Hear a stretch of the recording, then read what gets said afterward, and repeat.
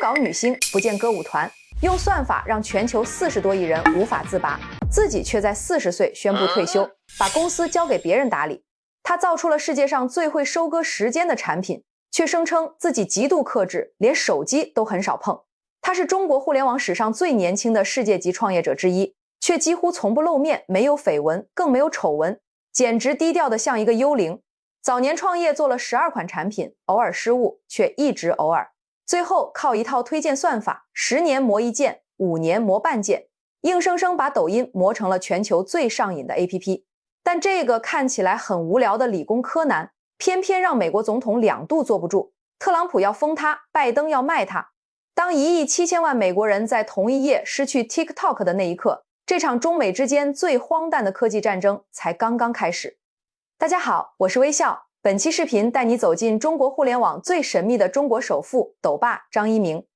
2010年，在微软亚洲研究院，一位名叫张一鸣的年轻人正趁着上班时间偷偷看书摸鱼。让他万万没想到的是，在全球顶尖的科技巨头工作，日子竟然如此枯燥乏味。不过好在薪水给的是真高啊，他终于能在北京买上一套房了。这位年轻的程序员就这样买了房，思路就很清晰。他先是开发了一款检索软件，然后将北京市住房市场的所有数据全部输入到这款软件当中，然后这个软件生成了一个 Excel 电子表格。在仔细地分析了这个表格里的所有房产后，他终于选择了其中一套房子。1年以后，他的房子价格翻了1倍多。虽然那个年代北京的房价都在上涨，但他选择的那片区域涨幅是最惊人的。不过直到现在为止，他的生活都还算平平无奇。直到2011年，苹果发布了 iPhone 4S。每天早上坐地铁上班的张一鸣就注意到了一个现象。年初的时候啊，地铁上大多数人都在看报纸。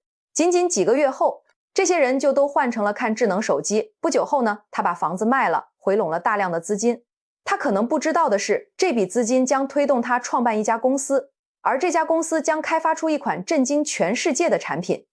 2010年，乔布斯带着 iPhone 4全球发布，中国正式进入了移动互联网时代。可能在此之前，很多家庭都没有用过电脑上网，得去网吧。当年腾讯呢，就是在推广 QQ 的时候，以占领网吧为主要战略。而一转眼，如今手机几乎是人手一部，个人电脑的黄金时代似乎正悄然远去。开发手机应用前景一片光明。于是2012年，张一鸣带领着他的团队在北京的锦秋家园小区租下了一套房子，开启了创业之路。创业伊始，总得先给公司起个响亮的名字吧。因为呢，他想要打造一个全球化的公司，所以决定先想英文名。当天晚上呢，乔布斯给他托梦，他想到了老乔说的一句话：技术只有与人文相结合，才能带来我们心灵歌唱的结果。于是他就选取了一个和技术相关的词字节 byte， 也就是计算机数据存储的一个最小的基本单位，然后又选择了一个和人文相关的词 dances， 组合成了 byte dances。 其实原本翻译过来是字节舞动，但是因为他担心别人误以为这是一家舞蹈培训机构，于是就把中文名改成了字节跳动。这样一来呢，公司就算是正式成立了，接着整个公司就进入了一个快速试错、不断摸索的阶段。这也正是张一鸣的创业思路，先快速地推出大量的创意和想法，然后拿到市场中去测试和收集反馈。那个时候 APP 的开发成本也很低，就设计个框架，再套个壳就好，开发速度也很快。仅仅用了半年的时间，他们公司就做出了12款产品。而在这个试错的过程中，张一鸣就发现了一个普遍存在的问题。在过去使用电脑的年代，人们的时间往往是完整的大段，白天大部分时间可能都花在办公上，到了晚上回家再用电脑的时候，可能连续几个小时都沉浸在游戏里，或者一口气刷完想看的视频，时间都是一整块一整块的。而手机就完全不同了，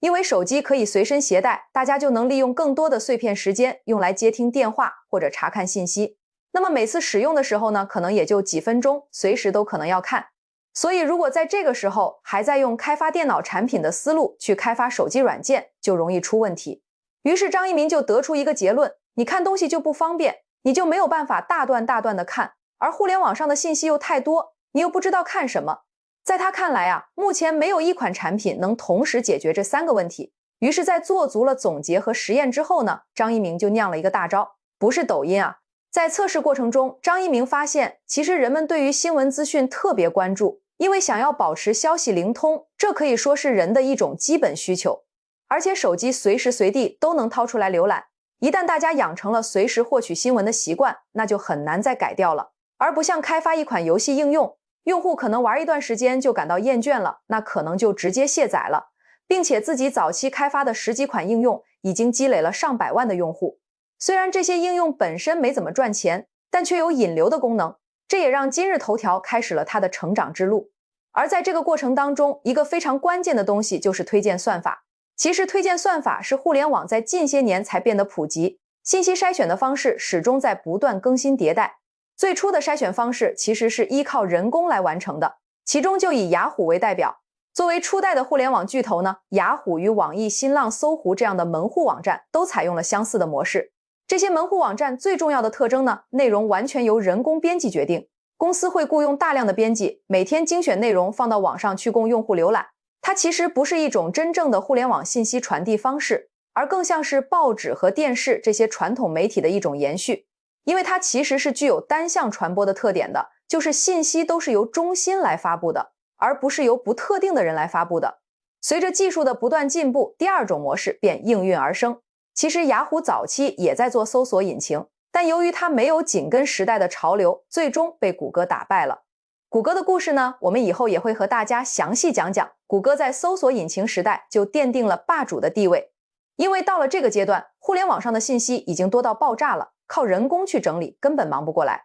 就在这个节骨眼上，大家就特别需要一个特别准的搜索引擎来帮忙找东西。谷歌就这么横空出世了，人们只要把自己的需求输进去，就能又快又准地找到想要看的内容。不过搜索引擎也有个毛病，就是用户自己得先想清楚到底要找啥，他们到底想找什么东西。如果你连自己要搜什么都不清楚，系统是没法给你推送内容的，这确实是个挺大的问题。后来技术又往前发展了一大步，社交网络就这么诞生了。现在我们只需要订阅和关注这个人，只要我关注了这个人，他发的所有信息我都能收到。这样一来呢，就形成了一个信息网络。即使我没有主动去搜索，但是信息仍然能够推送给我。其中的代表呢，就是 Facebook。而随着进一步的发展，用户从主动订阅特定人物演变成了被动接收信息。这个时候其实诞生的呢，就是推荐算法。我不一定非得去关注某个特定的人，我也不需要知道我必须看什么，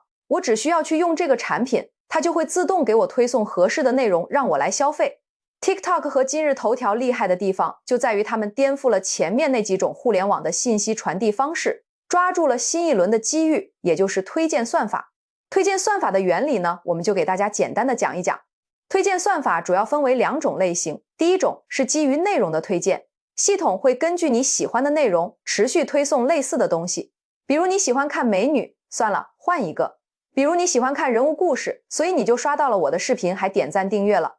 第二种方式是基于用户相似度的推荐，当算法发现其他用户的数据和你很相似的时候，系统就会把他们喜欢的内容推荐给你。就像你可能和朋友一起刷抖音，然后发现你们经常刷到相似的内容，这其实不是巧合，而是算法在背后运作。所以在推荐算法的时代，不是你阅读信息，而是信息在阅读你。推荐算法的逻辑大概就是这样。这个东西虽然很新啊，但在张一鸣之前呢，就已经有很多公司在做了。走在最前面的就是 YouTube。YouTube 在05年的时候就这样成立了，后来在2006年被谷歌收购了。随着用户和视频数量的不断增长，他们就发现了一个大问题，就是用户的平均观看时长一直不怎么增长。于是他们就想方设法要突破这个瓶颈。一开始 YouTube 团队猜测可能是平台上的内容还不够吸引人，于是他们就投入了大量资金去找各路明星签约合作，比如麦当娜、奥尼尔这样的巨星，还签约了 WWE， 希望投入重金打造更精彩的视频内容，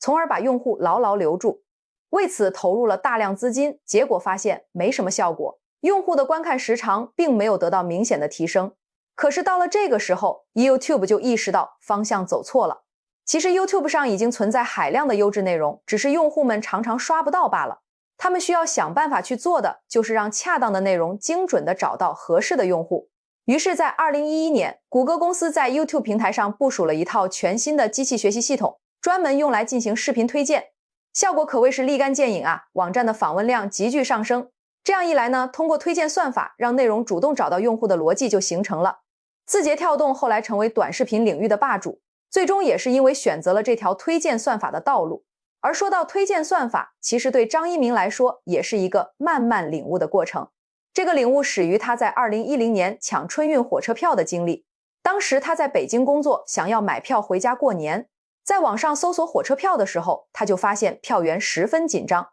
大多数人呢只能守在电脑面前，不断的刷新页面来抢票。这种方式不仅费力，还经常抢不到，只能找黄牛去高价购票。为了解决这个问题，张一鸣又像当初买房一样，又写了一款程序。这个程序可以直接抓取销售网站的数据，然后在票务放出的第一时间就下单。他只用了一下午的时间就写好了这个程序，完成后不到30分钟，这个程序就帮他抢到了票。后来在思考的时候，张一鸣就觉得这是一个很好的启发，如果能够用算法主动解决问题，就不需要人这么辛苦的去解锁了。于是在2011年，张一鸣果断地做出了决定，为今日头条引入推荐算法。自己的团队一开始是雄心勃勃的，但是后来他们就发现了一个问题，就是他们不太懂推荐算法。那个时候懂推荐算法的人本来就很少，并且他们也只是一个小团队，请不起专家。于是张一鸣就觉得不懂就学嘛，他率先开始钻研推荐算法。他得知当时有一本专著即将面世，这本书的内容呢，跟他们做的产品简直是天作之合。作者是当时中国顶尖的机器学习专家之一的向量，他那时正在 Hulu 担任研究员。张一鸣就主动联系上了他，想提前看看这本书，结果当然是被拒绝了。没办法，张一鸣只能自学。讽刺的是，几年之后，向量加入了字节跳动。后来张一鸣在回忆的时候说，向量的拒绝大大耽误了公司的进度。可以说一直到2016载，字节通过持续的研发和引进外部优秀人才，最终在推荐算法领域成功立足，让今日头条掌握了核心技术。当然，今日头条的用户增长呢，也与当时的一个机遇分不开，叫做软件预装。早期的软件公司呢，可以和像华为、小米这些安卓手机厂商合作，就是在手机出厂的时候预装他们家的软件。那个时候啊，其实算是一个红利期，当时的价格好像是2块钱就能获取一个用户，非常的方便。就有很多人其实就是在当时成为了头条的用户。我也是以前在手机拿到以后呢，上面就装有今日头条，这个就成为了当时头条的一个非常重要的用户增长渠道。但是后来这个渠道就逐渐变得混乱了起来，因为手机的分销商有很多，从中央工厂出来之后呢，还有1级分销商、2级、3级分销才能到门店。很有可能在1级分销商那个地方呢，还有人偷偷装软件。于是最终的结果就是，有的用户拿到手机的时候，上面被安装了60多个软件。后来为了防止这种问题出现呢，手机厂商开始加强管控。因此这就导致啊，如果你是在和上游合作，你们公司开发的软件被删掉的概率就很大。于是这些软件公司就不得不一直下沉，直至下沉到手机门店和店长合作。据说有的手机门店店长1个月靠预装就要赚10万以上。当然这个我个人觉得，这或许可以算是一个灰色地带。你想想，手机壳在出厂之后就会被拆开，然后安装上各种各样的软件，最后又把这个保护膜给重新封上。这其实是一个不太符合消费者权益保护的做法。当然呢，现在这个风口期已经过去了，你想用同样的方法已经不可能再复制了。所以头条呢，也算是抓住了这么一个契机。后来今日头条也顺势引入了广告系统。到2016年，字节跳动的营收已经达到了80亿人民币左右，已经与腾讯、阿里和百度不相上下了。这个时候的字节跳动其实已经非常厉害了，但是它的高光时刻还在后面。因为2016年来了， 4G 网络已经普及，手机屏幕变得越来越大，人们随时随地看短视频已经成为了可能。其实当时中国的短视频霸主是快手，快手在2014年就创立了，字节呢也想要进入视频领域，但又不太清楚做哪种产品能成功。当时其实市面上有2种模式，第一种是 PGC 模式，也就是公司烧钱来制作视频内容，就比如像网飞、爱优腾那种，我们之后也会介绍网飞。第二种模式呢，是由用户自己来生产和上传视频的 UGC 模式。字节觉得由公司自己制作视频，就是像电影、电视剧这种啊，成本和风险都太高了，于是就选择了 UGC 模式。接着呢，他就推出了3款产品，分别是西瓜视频、火山小视频和 Amy， 也就是后来的抖音。这3者呢都是有对标的，西瓜对标的是长视频 YouTube， 火山直接对标快手，抖音对标的是 Musical.ly。当时整个团队最不看好的就是抖音，因为前面的西瓜和火山对标的分别是 YouTube 和快手，商业模式已经得到了验证。这个 Musical.ly 虽然在海外有大量的用户，但是还没能赚钱呢，所以他们不太看好。而结果是呢，火山没能赢过快手，西瓜视频被 B 站给比下去了，反而是当初最不被看好的 Amy， 最终成了最成功的那一个。刚开始的时候，字节跳动专门派了一支团队来做 Amy， 让张楠来当这个项目的负责人。一开始也确实不太行，用户数量特别少，内容质量也不够高，所以当时就很难确定方向 Amy 这款产品是不是真的受欢迎。母公司呢，也就不太敢往这个产品上疯狂的砸钱，也不敢疯狂的导流。于是 Amy 团队决定重构品牌，将名字改为抖音。logo 呢设计成一个像小写字母 D 的音符。他们同时也调整了目标的用户群，将其定位为时尚都市年轻人。在做出了这一改变之后呢，品牌就开始有起色，用户数量不断的增长，母公司也更愿意投入更多的预算来支持团队了。由于抖音已经将用户群体设定为了都市年轻人，于是呢，他们现在必须紧急解决的问题就是内容优不优质的问题。而他们解决的方法是什么呢？是直接到艺术院校去招募学生来当博主。抖音团队呢就走访了全国各地的艺术院校，就专门找那些长得好看、唱歌唱得好的这些学生，成功说服了几百名学生入驻平台，并承诺帮助他们成为网红，能赶上这种好事还是非常不错的。事后证明这个办法效果非常显著，产品就获得了大量原创且优质的内容，这就为平台打下了一个很酷的基调。总部一看，这个产品有起色了，于是将在今日头条长期深耕算法的核心人员呢派往了抖音，为其调试算法并倾斜资源。可以说今日头条在推荐算法领域所有积累的成果都被完整的移植到了抖音平台。时间来到2017年，抖音又抓住了一个绝佳的机会，那就是中国有嘻哈。因为中国有嘻哈这档节目主要面向都市年轻群体，是一档非常酷炫的音乐选秀节目。虽然当时我也追着看了，但说实话没太看明白。抖音呢就成为了中国有嘻哈的赞助商。由于当时这档节目火到出圈啊，正好就带火了一系列的潮流文化，包括什么 AJ 啊、潮服啊、说唱啊，就一系列全都带火了。于是也为抖音提供了巨大的助推，并且当时呢，有中国蕾哈娜之称的女歌手娃娃也评价到这个 APP 挺好玩的。于是就这样，抖音迅速出圈，成为了一个引领时尚潮流的现象级应用。同时抖音的广告业务也很强劲，因为它的商业化也非常成功。首先就是人们天然就讨厌看广告，那些制作精良的广告，用户一眼就能看出来，反而很反感。而抖音的很多广告都是原创内容，用户随手拍了就植入，效果反而还非常不错。到了2017年，抖音已经风靡了全国，同时字节跳动完成了20亿美元的融资，公司估值达到了220亿美元。在这个时候备受威胁的公司有两个，第一个是快手，第二个是腾讯。对腾讯来说啊，整个公司的命脉就是流量，它需要通过流量来支撑它的各项业务啊，包括游戏啊、广告啊和支付业务啊等等。抖音的快速崛起就是在和腾讯抢流量，这是腾讯不能接受的。于是腾讯当即就决定停止在抖音的广告投放，将广告预算全部转移到腾讯旗下的各个平台，同时还投资入股了快手。其实腾讯早在2013年就推出了微视，这同样是一个短视频平台。不过在2013年到2016年这段时间里，因为4G 网络还没有大规模普及，而且这个项目一开始也没怎么盈利，腾讯就在2017年把它给关闭了。结果没想到抖音迅速崛起并火遍全网，仅仅用了半年左右的时间，就让腾讯有些措手不及。尽管腾讯在2018年重新启动了微视项目，但时机已经错过了。据说张一鸣当时还发了一条朋友圈，用来庆祝抖音取得的成功，也正是因为这件事引发了他和马化腾之间的一次争论。不过说真的，互联网大佬们之间的关系在各个行业里面都算是最差的，因为互联网产品没有地域限制，大家争夺的都是流量，就很容易陷入这种你死我活的局面。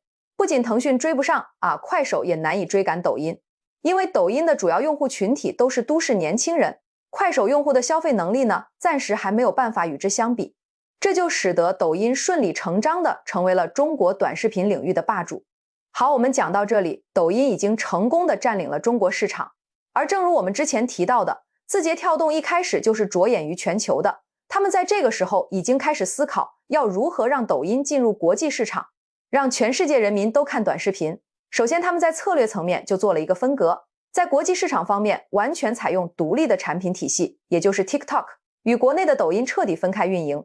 他们首先在亚洲地区进行了试点，比如越南、泰国、韩国和印度尼西亚。张一鸣一开始实施的策略就是产品要面向全球用户，也就是说，只要你愿意去搜索 TikTok 上全世界的内容都能找到，但是呈现在你眼前的只有你所在的地区以及你所属文化圈里的内容。举个例子，假如你是个日本人，那么你在日本刷到的 TikTok 所有内容基本上都是日本人发布的。如果你想看韩国人的 TikTok 呢，就需要你主动去搜索栏里查找。当然你也可以说这相当于人为的造了一个信息茧房，不过我觉得可能这也是没有办法的，因为如果一个地区语言文化都不相通，互相推送内容也没有意义嘛，大家也看不懂。于是经过了在亚洲的实验，字节团队就发现 TikTok 有潜力在任何地方发展，不会遇到水土不服的情况，可以让任何地区的人都完美的使用他们的产品。而当用户规模达到一定程度后，他们就能将辅助服务本地化，包括广告销售和当地商家服务等等。运用这么一套模式， TikTok 快速获取了大量亚洲市场的用户，接下来就是要进入欧美市场。在进入欧美市场的时候，字节团队发现了一款与 TikTok 模式几乎完全相同的 APP 已经开始流行了。到2017年，这款 APP 的月活用户已经超过了4000万，而且它的创始团队呢也是华人。没错，这款产品就是 Musical.ly， 它的创始人呢分别是朱俊和杨璐玉。其实朱俊一开始想做的呢是一个在线教育平台，因为他一直对在线教育内容非常感兴趣，也会经常看这种慕课平台。但是看着看着他就发现了一个问题，慕课平台的课程都太长，一节课讲几个小时，没人能够看完，也很无聊。于是在2014年的时候，他觉得自己想到了一个价值10亿美金的想法，内容既不长，又能学到知识，还非常有趣，多好啊！但是一做起来，问题就出现了，就是你想要在一个1分钟的视频里面教大家学微积分，这怎么可能呢？既没娱乐性，知识也讲不清楚，根本就没人看。他们从投资者那里筹来了250万美元，结果折腾的只剩2万块了。朱俊呢就非常沮丧啊，觉得这次肯定要失败了。但是呢，事情在这个时候就出现了转机。有一次呢，朱俊乘坐火车从旧金山出发，前往山景城。结果就在车厢里，他看见好多10几岁的青少年。他留意到一部分孩子正戴着耳机听歌，而另一部分孩子呢，正举着手机拍视频。他们还特意打开了扬声器，好让拍出来的视频里能带上背景音乐。接着把拍好的视频分享给他们的朋友们观看。于是他就开始思考，能否将音乐、摄影和社交这3种元素整合到一款应用中，做一个音乐短视频平台。于是他就带领他的团队在30天内将这个想法变成了一个应用程序。在2014年的7月就推出了 Musical.ly， 用户可以在 APP 上录制一段15秒到1分钟的唱歌视频，既可以分享给身边的朋友，也可以观看其他人发布的视频。就这么一个看似简单的应用，产品一经推出之后，平均每天就有超过500个人下载。而朱俊作为一名华人，其实他当时也认真思考过，就是到底应该将这个产品放在中国市场，还是继续留在欧美市场发展。后来他仔细琢磨了一下，觉得中国青少年学业负担太重，根本没时间玩手机、发视频，于是就把产品放到美国去运营。后来才发现，这个决定对他们公司来说其实是非常明智的，也为后来和 TikTok 之间的关系埋下了重要的伏笔。不过话又说回来，目前的这种状况还远远不够，因为他们的产品每天只有500多个人下载，对他们来说增长是达不到预期的。如果达不到预期，他们就获得不了利润，也就很难继续获得融资。然后到2015年4月的时候呢，他们公司又发现了一个契机，就是他们发现在 Instagram 和 Twitter 上，大家在分享视频的时候，都会倾向于把上面的水印给裁掉。因为 Ins 和 Twitter 为了防止别人盗视频，每个视频上都会打一个水印，这其实对于用户来说就不太友好。于是他们就推出了一个功能，就是能够让用户自行调整 logo 在视频当中的位置，也可以去掉。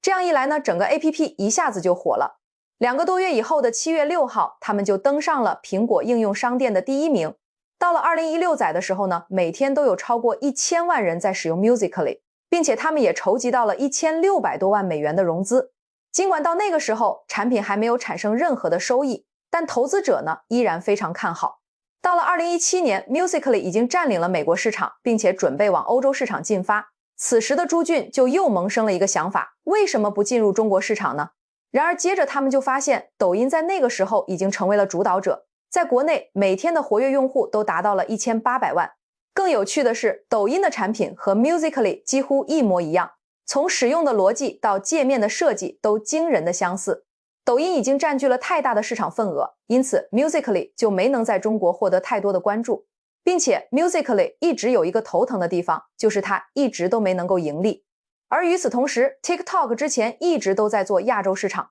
正好想要进军欧美，于是他就发现了 Musical.ly 的用户正好与自己的潜在客户极度相似，都是年轻人，都喜欢潮流时尚和音乐。那与其从0到1做欧美市场，倒不如直接把 Musical.ly 买下来。于是张一鸣呢就开始与朱俊和杨璐玉进行接触。终于在2017年11月10日，字节跳动正式宣布以10亿美金收购 Musical.ly。这个价格啊，与当时 Facebook 收购 Ins 的时候是一样的。在收购完成以后呢，朱俊和杨璐玉就加入了字节跳动。这次收购一下子就让 TikTok 获得了7000万的欧美用户，一下子就打入了欧美市场。到了2020年底， TikTok 的下载量已经达到了20亿次，正式成为了全球性 APP。 接着呢，就是大家前段时间关注的这个 TikTok 被封禁的这么一个争议了。其实早在2020年8月份的时候呢，特朗普就以国家安全为由发布了行政命令，要求 TikTok 在90天以内出售在美国的业务。这个决定在美国国内也引发了激烈的讨论，一些人支持政府的立场，而另外一些人呢，觉得这是一种政治打压。到了2022年呢， TikTok 团队就推行了 Project Texas 计划，就是将美国用户的数据存储在德克萨斯州的甲骨文公司服务器上。既然你担心我可能会窃取美国用户的数据，那我就把它放在美国本土公司的服务器上，来彻底打消你的疑虑，这总可以了吧？但是美国依然没有放过 TikTok。在2024年12月6号的时候，美国哥伦比亚特区巡回上诉法院就做出了裁决，驳回了 TikTok 针对美国政府提起的诉讼。然后依据2024年通过的保护美国人免受外国对手控制应用程序法案的相关规定，要求字节跳动在2025年1月19日之前必须把 TikTok 出售给美国公司，不然的话就要把它给封禁掉。许多美国年轻人纷纷站出来表达对这个结果的反对。有人调侃说，大概是因为美国国会的议员们都不怎么用 TikTok， 毕竟他们的平均年龄都60岁了。而 TikTok 这边呢，最终也没有选择出售，宁可被封禁也不愿意卖。时间来到2025年，这场旷日持久的科技博弈迎来了极具戏剧性的反转时刻。当地时间1月18日晚，距离美国针对 TikTok 的不卖就禁用禁令生效仅剩不到2小时，平台正式在美国应用商店下架。1.7亿美国用户瞬间无法访问，不少网民陷入慌乱，甚至开始寻找替代平台。可仅仅过了12小时， TikTok 又奇迹般恢复上线，重新对美用户开放服务。这场急速反转的关键，正是特朗普再度就任美国总统。他上任首日便签署行政令，直接将 TikTok 禁令延缓75天，暂停执行此前的强硬封禁措施。与此同时，他还公开提出核心诉求，建议美方持有 TikTok 美国业务 50% 的股份，以此换取平台在美正常运营的资格。而这场拉锯战并没有走向彻底封禁，而是迎来了一场充满博弈的妥协落地。面对美国持续的政治高压， TikTok 并未直接出让 50% 控股权，而是通过成立美国数据安全合资公司的方式完成业务重组。字节跳动保留 19.9% 股权且为最大单一股东，美方及认可投资方合计持股超80%，实现美方主导监管与本土运营。这不是简单的股权出让，更是中美科技博弈下的折中方案，既保住了 TikTok 在美存续，也守住了核心算法产权。但这并不意味着风波彻底终结，后续监管博弈、运营权限的拉扯仍在继续。这场围绕全球化 APP 的较量，依旧是观察中企出海与国际科技格局的重要窗口。咱们今天就顺着这条时间线，拆解了 TikTok 与抖音的崛起脉络，也复盘了张一鸣早期的创业蓄力之路。任何爆款产品的爆火都不是偶然，就像飞机起飞离不开漫长的助跑滑行，我们不能只盯着它登顶全球的高光瞬间，更要看懂它背后的试错、迭代与战略布局。从移动互联网兴起，字节跳动靠今日头条打响个性化推荐算法的名头，到4G 时代来临，精准切入短视频赛道，做出抖音，再到收购 Musical， 利益打通全球化链路，最终成长到让美国政坛高度警惕。很少有一款 APP， 一家互联网公司能经历如此跌宕又极具标志性的发展历程。在视频的最后呢，希望的点赞订阅，我是微笑，那我们下期再见了。